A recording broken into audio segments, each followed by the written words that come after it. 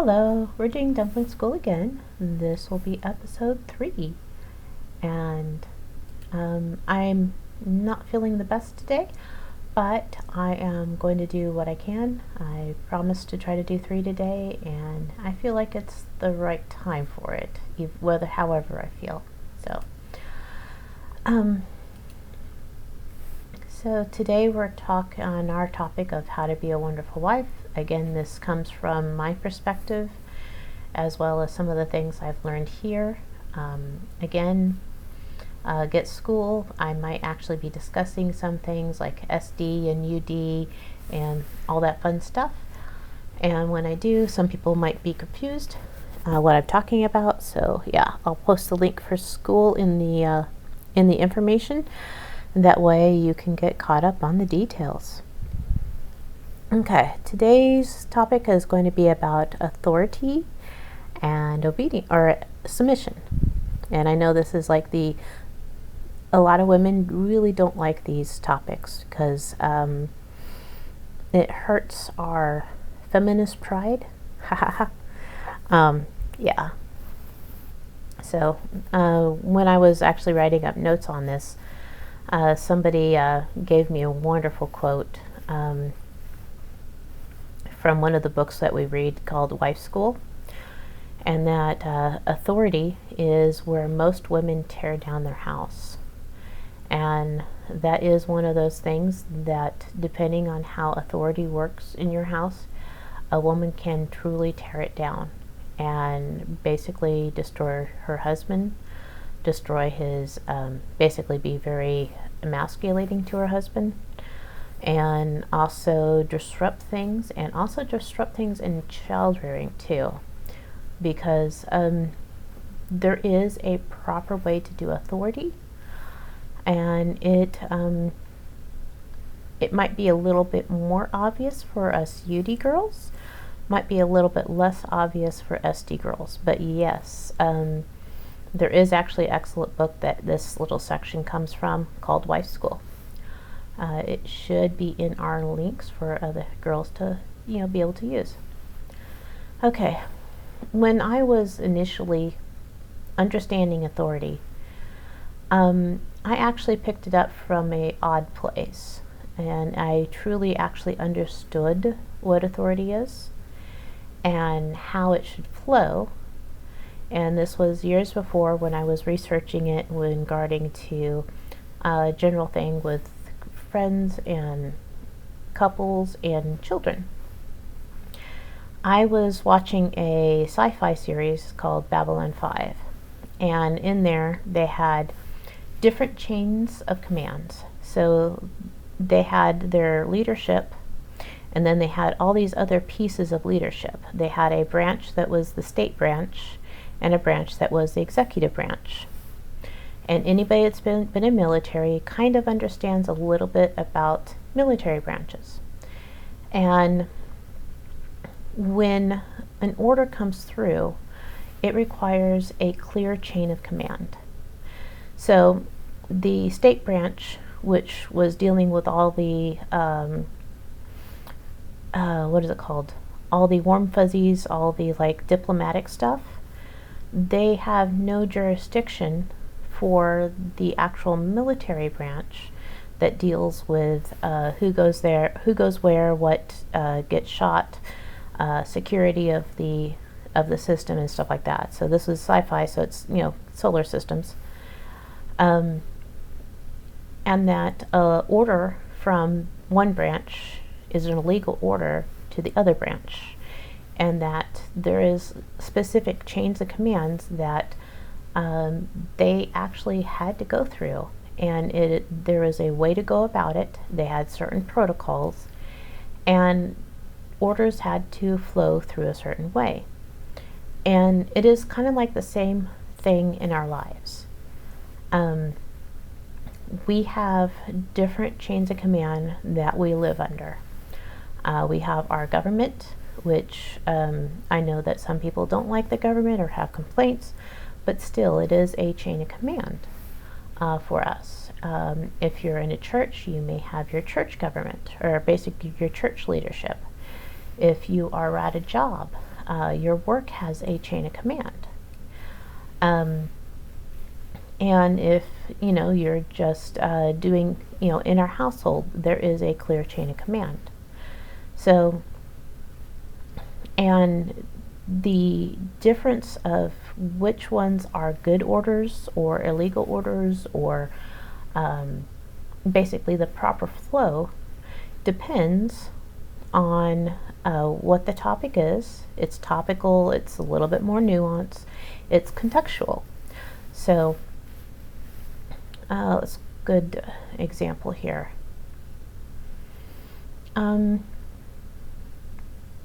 So if the military was basically saying, hey, there's a bomb in the building, you need to leave so that you could be safe, they are concerned for my physical safety of something happening in the building. And that is them protecting and doing their job. But somebody else that is not concerned with my protection, let's say somebody concerned about my taxes, I could take their information as advice, but they don't have the authority to get me to leave. They can't say, hey, you gotta go, and that's a whole different situation. And it's basically a swap of orders. And when it comes to my household, my husband is my authority. He is my chain of command. I can have opinions. I can listen to other people and their ideas, but ultimately the authority actually flows through him. And I'll put this in like a spiritual sense. So let's say something's going on something's going on somewhere. Let's try to figure this out better. And I get a suggestion from a lady at church that is like in eldership or leadership or some kind of fancy position. She can have her opinion, or even the pastor can have their opinion, but when it comes to what works in my marriage, I am going to listen to my husband over the pastor. My husband, of course, we both believe, so it's not a matter of spiritual, but my husband's spirituality is higher authority than the pastor's. Now, if my husband wants to listen to the pastor and do what he suggests, that's between my husband and the pastor. It's not my job to really do much about that. I can pass along an opinion, I could pass along an idea, I could pass along my own personal opinion, but when it comes to actual authority, I'm weird. My arms are doing things without me actually doing something. Sorry. I could pass along the information, but and still, I get the most protection and guidance when I actually flow through proper chain of command. And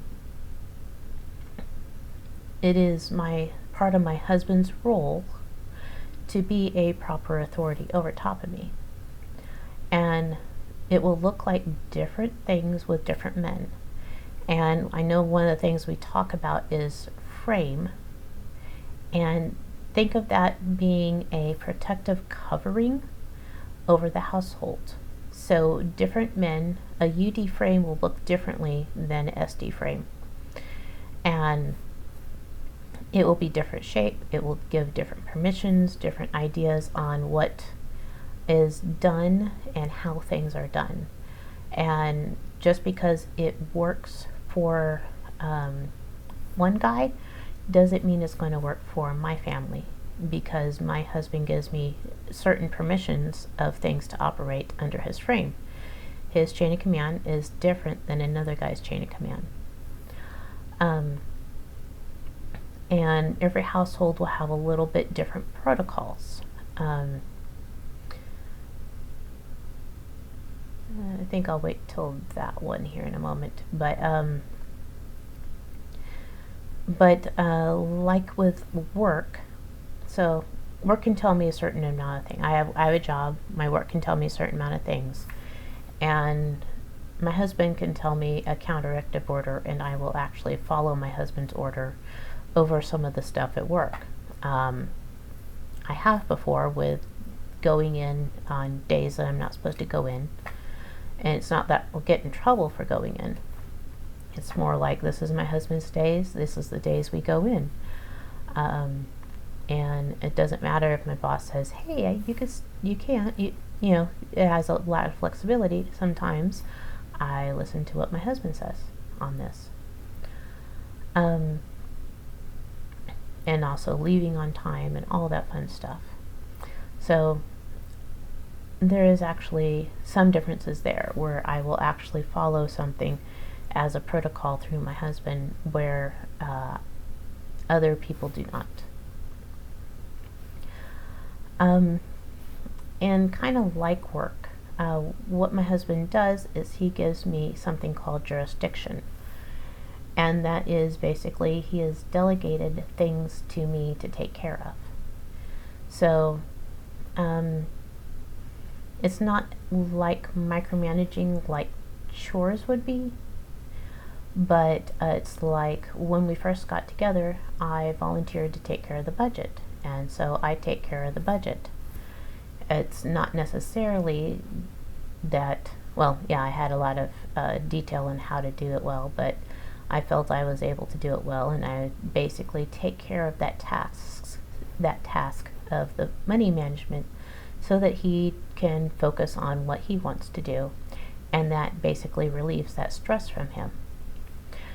In other households, I'm sure other men will take care of the budget, and the women don't have to worry about how the budget works or how much money's in the bank or stuff like that. So, and that's one way frame might be different from household to household, is kind of like how the husband delegates certain things.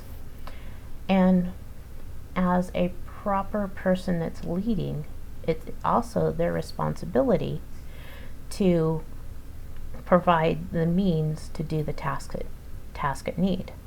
So let's say we'll just use a silly example. Let's say I need to do the dishes, and one of the things I need is actually dish soap. So it's part of his job to provide the money or the means to actually have dish soap. The same way that my computer expects my work expects me to do work on a computer, so they provide me a laptop so I can do my job. And if my laptop is broken, or they don't provide me those tools, I cannot do my job. And it's kind of the same way in household. My husband is to provide the important things for me to do my job as a wife, in the guidelines of what he actually expects of me as a wife. So if he wants me to look a certain way, I need to have the clothes or the makeup or something like that to provide the way to look that way. Same thing with other things. My husband provides me with the utilities to work out, or the means to work out, and that is part of what his responsibility as the person above me in that chain of command.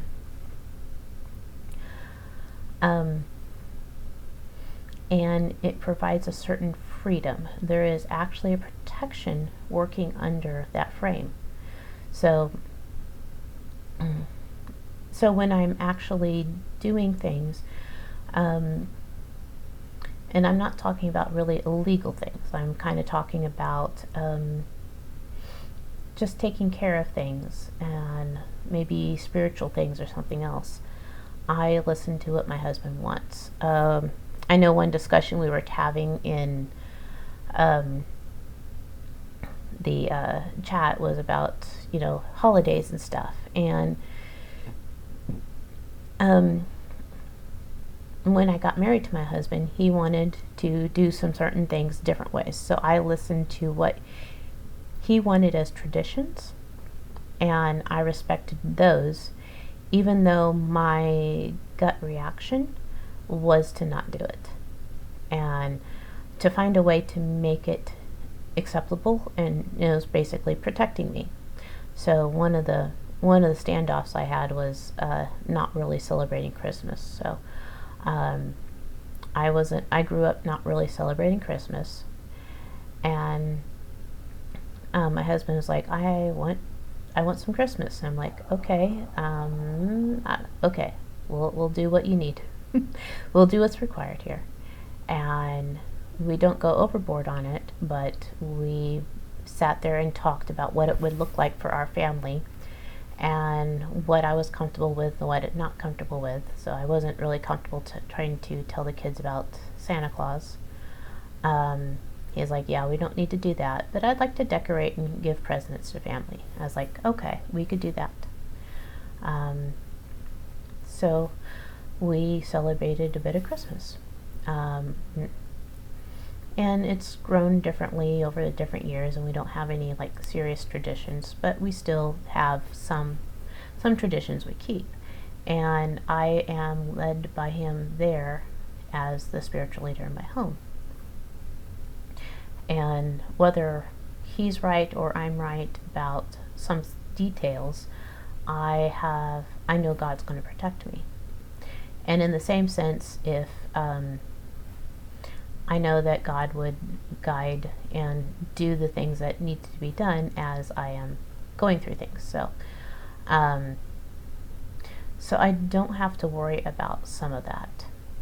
And in the same way, if he did not want to do that, I would feel comfortable not actually doing certain things, because I am following his lead and not just trying to force my way through. We're able to work together a lot better, and there is actually protection there. So let's see.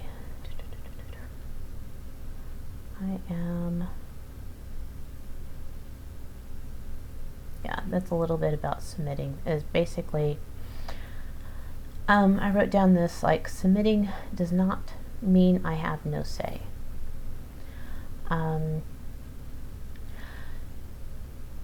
Submitting to his idea and his plan usually means we do actually discuss it. But if we cannot find a balance, then I will actually go with what he wants to do.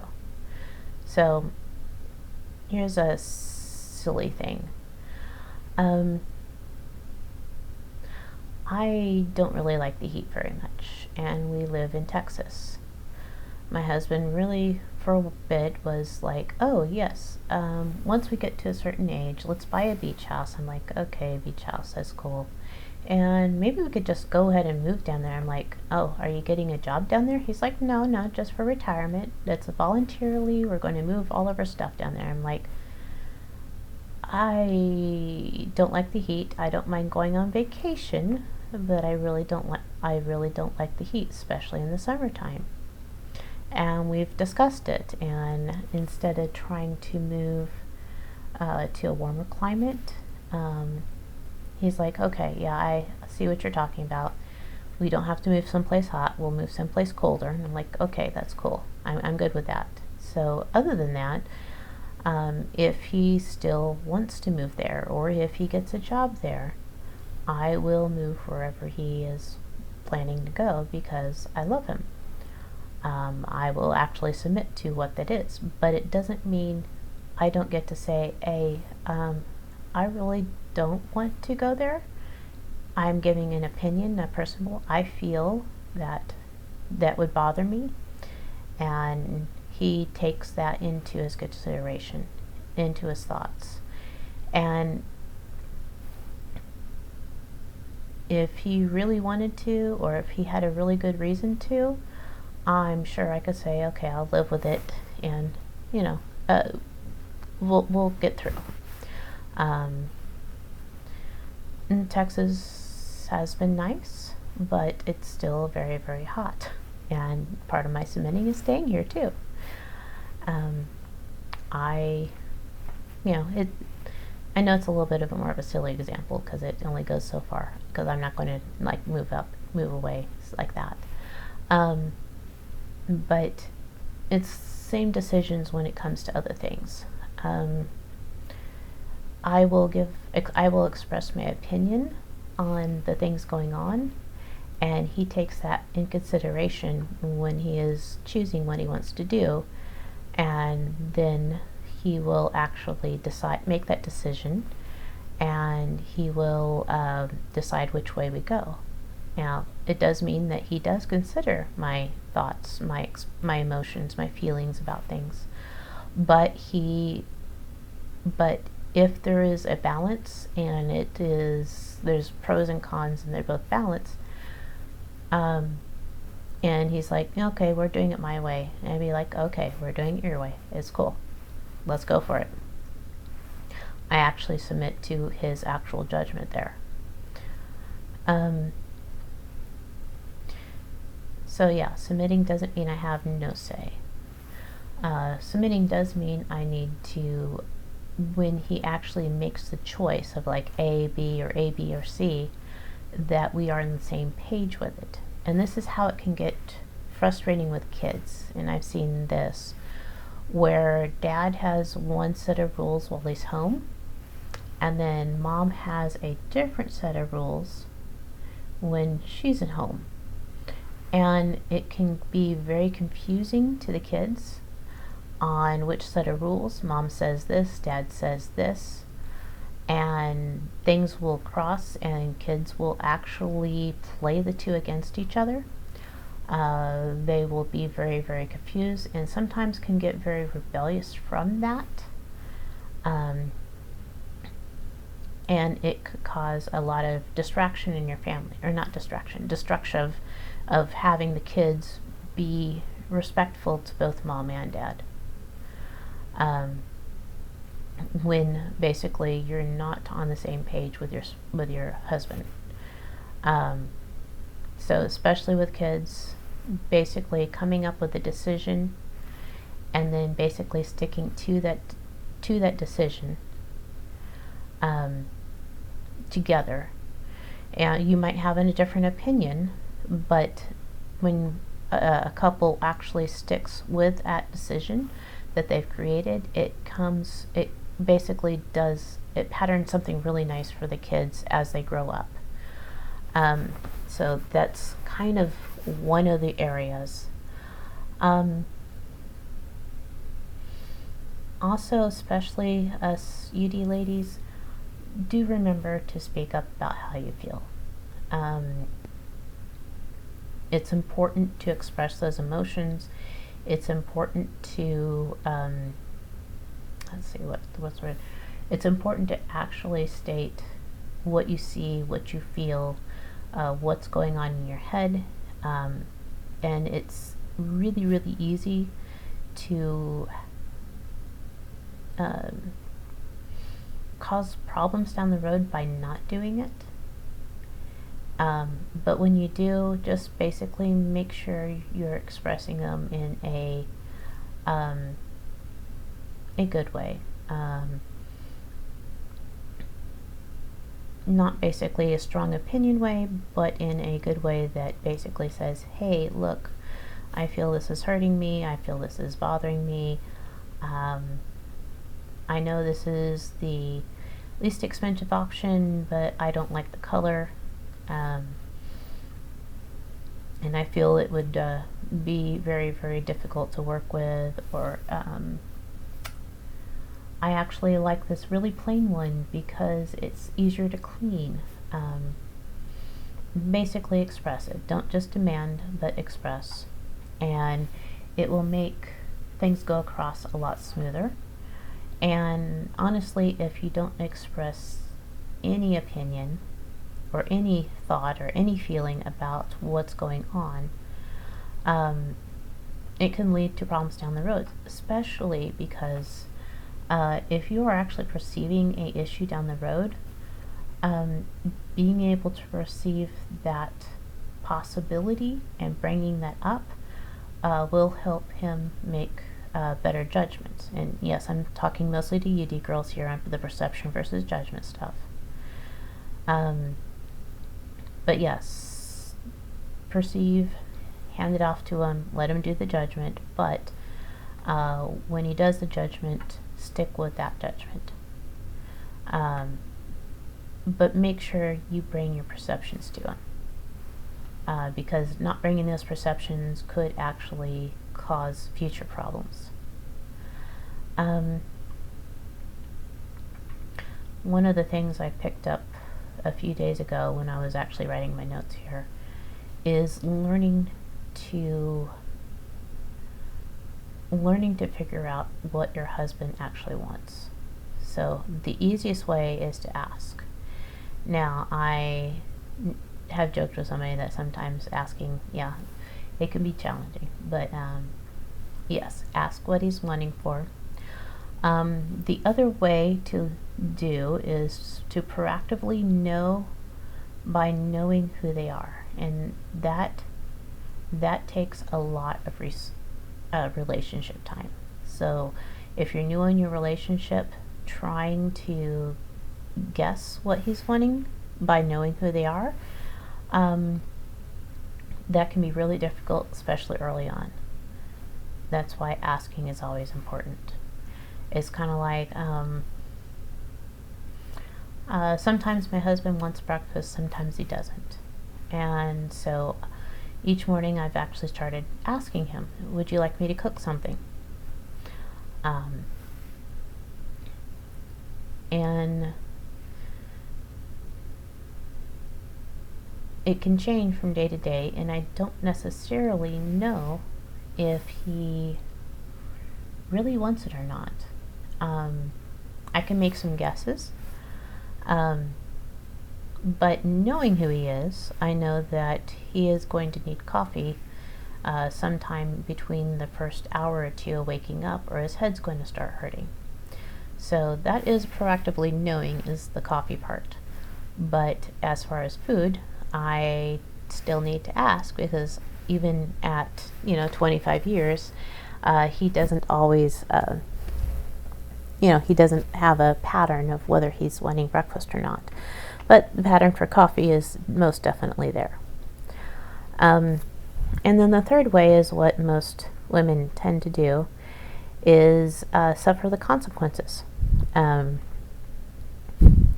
Suffering consequences. Okay, this is the fun one, where we would just do something and see if he's happy or sad about it, or if he's upset. I did this, and this is my cause, that's my effect. Yes, now I need to go fix things. Consequences, I don't suggest the trial and error of that very much. I actually suggest asking the most. And second one is, sometimes there will be patterns, and you can proactively know a little bit. Proactively knowing. And along that same line, there are times where, let's see, I was thinking on the thing about it's not just knowing, but I remember where it came from. It came from us thinking about my relationship with God, and how I mirror and pattern some of that with my relationship with my husband.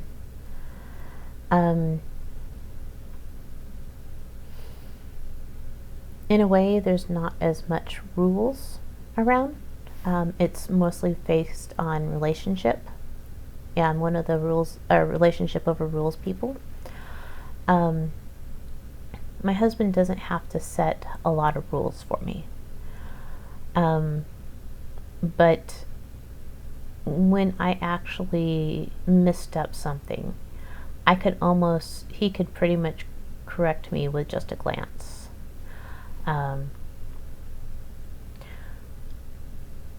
He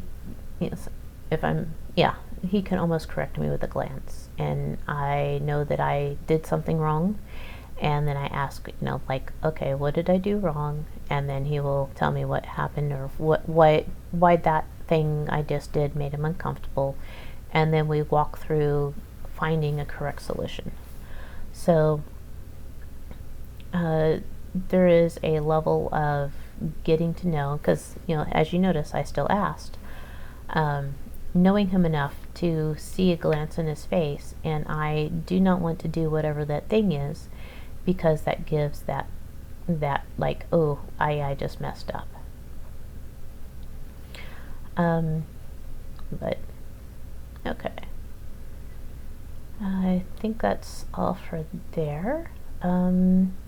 Let's see, I'm actually going to go back up in my notes for another piece about control and responsibility and chains of commands, because I know some of us are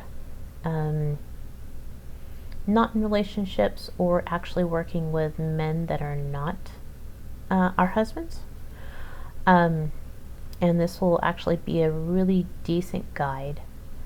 Every place that there is a authority, there is some type of, different people that do different things.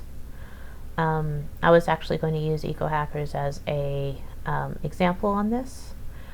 We have our surfer owner, which is Chase, and then we have the Modsies, Kunzi or something like that, and those actually have a lot of authority. And then we have the mods, and those are a different level of authority. They're a lower level of authority.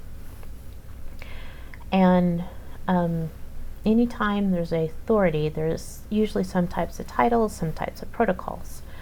So as we go from space to space, whether it is in a Discord channel or our workspace or government space, there's usually different sets of protocols.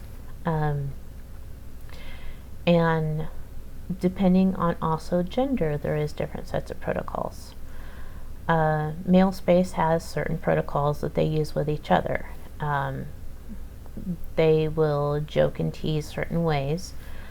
Female space, as you noticed here, we try to do more of a peering with moderation. There's a little bit less of a little bit less structure, and we want it to be warm, friendly, fun. And if there's a moderation thing we need to do, we take care of it. That way the server doesn't mess up or anything like that. It's probably a lot different. I don't know how they structure the men's server or something. So, and then in mixed space, there is actually additional protocols. So when we have that, I kind of like to think of it as like, if I were to go meet a king of a country, I would ask, some of the things of what's important. I would actually assume there's certain protocols to actually talk to them, to how to treat them with respect, how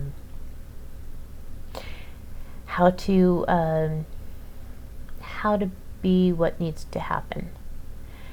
And so, like, certain countries you may shake hands, certain countries you bow, certain countries you may basically do certain things. You may have to wait till you're actually called upon to talk, and you may need to actually use a specific title when addressing whoever you're addressing, like a king or a queen or something. There might be titles involved. Usually when I meet somebody like, say, a work that I do not know very well, I try to learn to engage their protocol. So when I say their protocol, let's say I am going to something, and okay, so this is Mr. Smith. Okay, hello Mr. Smith, my name is Ashrin, nice to meet you. I might put out, because this is US, I might put out my hand for a handshake, and see if that is returned, because that is the polite protocol for, let's say, a workspace professional environment. It is up to Mr. Smith to tell me if he wants me to call him Mr. Smith or whether he wants me to call him Joe. And then I will adjust my protocol, because I've had people like, oh yeah, hi Mr. Smith, how are you doing? And they go, oh yeah, just please call me Joe. drop the formality. And I'm like, oh, okay, cool. And then I can decrease my level of protocol with that. One of the things that came up recently was kind of about protocol, where there's a certain way guys will joke and tease. Sometimes it does. There are times that doing the same thing as female to male looks like being corrective, even though it was just intended for teasing. And one of the things that I take care of as a mod is sometimes I need to make sure that when I'm doing something, I'm doing it in a feminine way.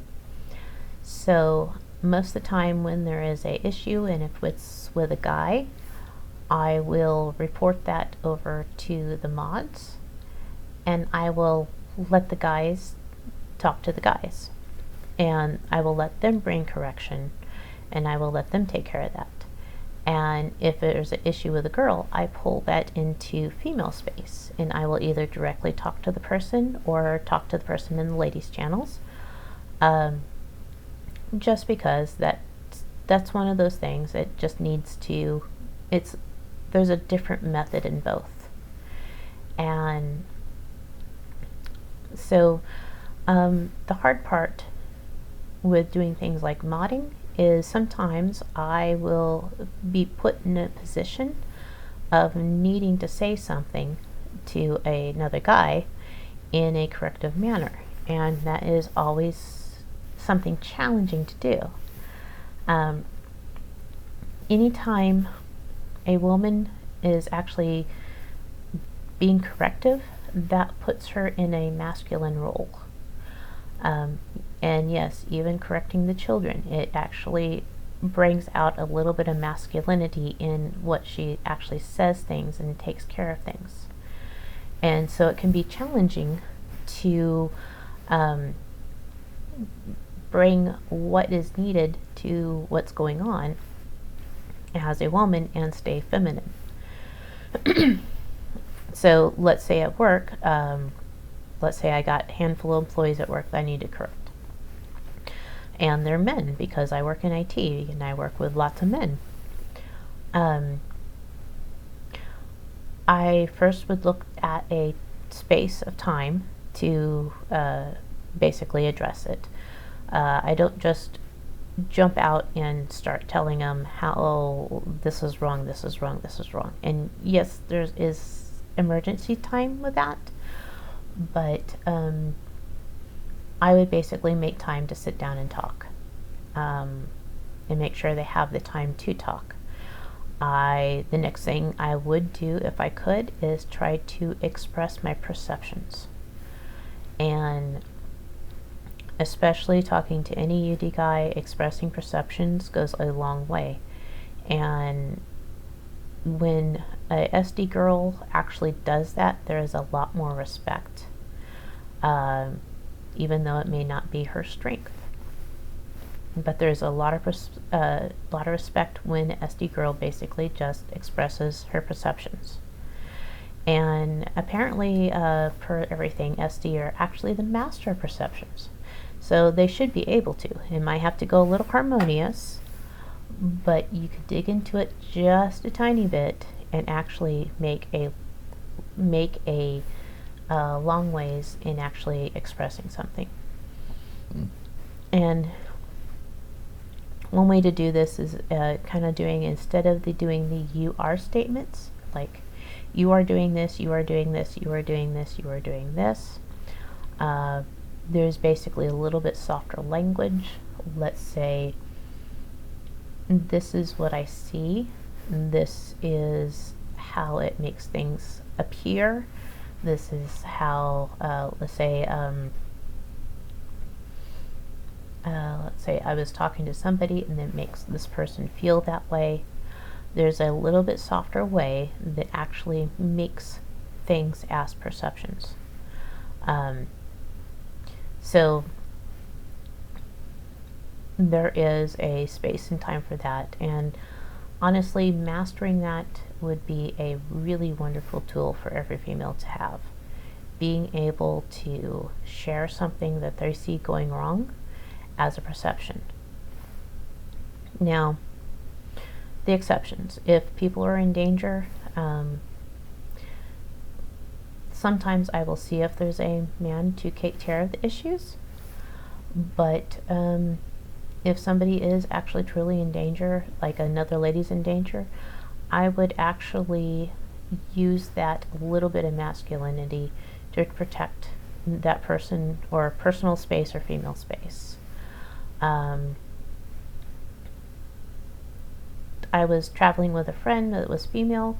If for some reason some guy was being problematic, I would actually go through of like, oh, wait, you need to get out of here. She doesn't want your attention, type of thing.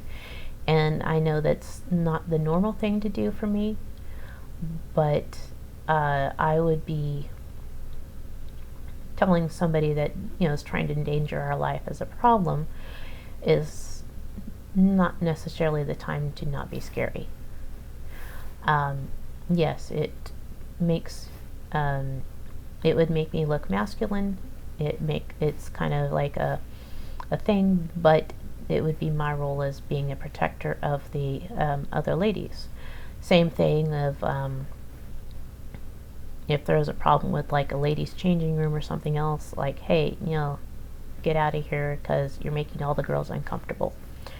That would be, something like that. I was reading an article about something called angel drinks, or a manager named Angela.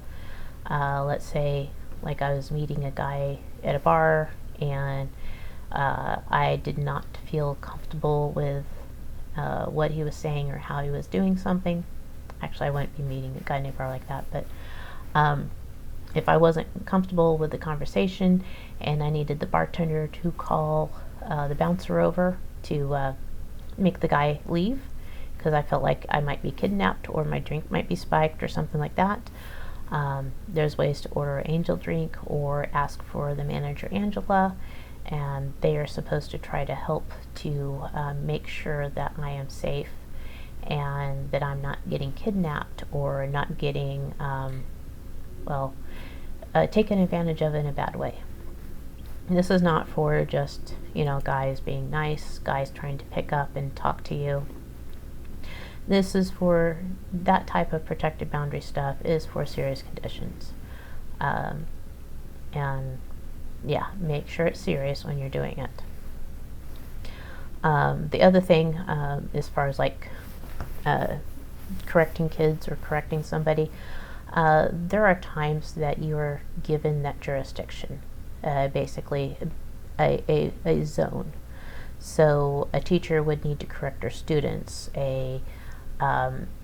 There's ways to go about it, but there are times that we are given that jurisdiction. Just be aware that when it is, it does actually start using that masculine side of us. And let's say, instead of being disrespectful in it, this is where I was going with that. Okay, disrespectful. When we make a mistake and we are coming across as being disrespectful, find a way to authentically apologize.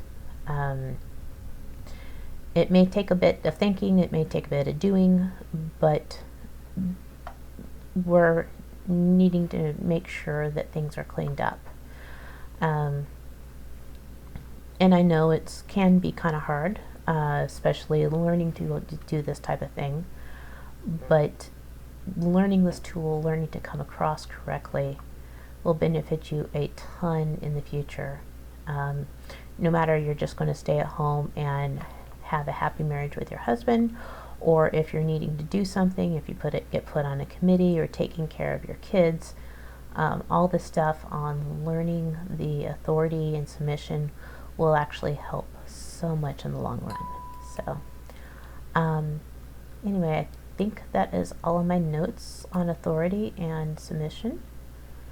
Yeah, that is all my notes. So thank you for watching Dumpling School, and I will try working on episode 4.